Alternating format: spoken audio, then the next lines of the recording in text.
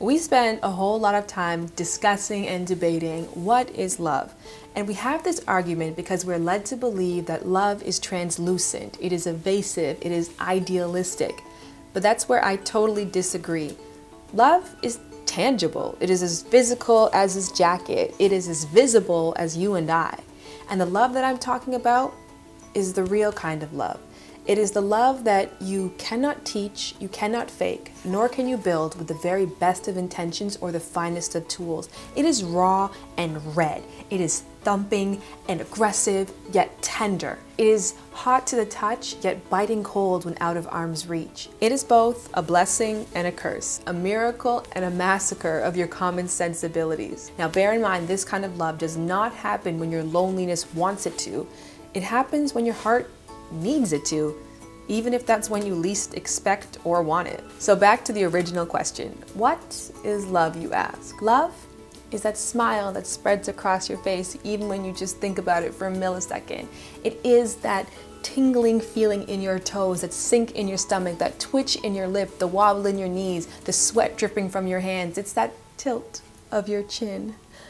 Love is what makes your head feel like 1,000,000 pounds when somebody else's shoulder is nearby. It is that insatiable urge for your free hand to be chained to somebody else's, that magnetic drum in your heart yearning to play with and press up against another's. And yet, do not let this twinkle fool you. The feeling can be just as sour as it is sweet. Because the truth of it all is the all-encompassing, all-desirable feeling has an ugly side. Because at its core, love is involuntary.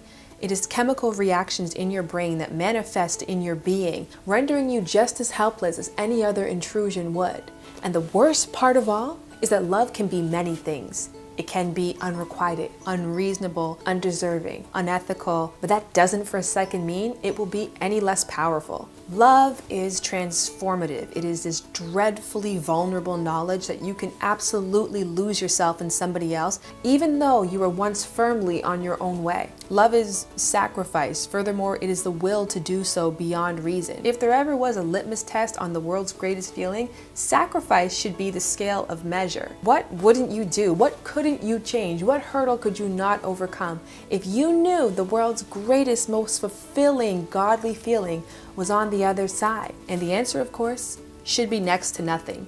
Actually, it should literally be nothing, because a part of true love is having true trust and the unflinching belief that your love would never ask you to do more than you are capable of, even if that request is beyond your greatest dreams or greatest fears. And now to my love, my full, unnerving, uncompromising, roller coaster, ever-evolving, eventful love.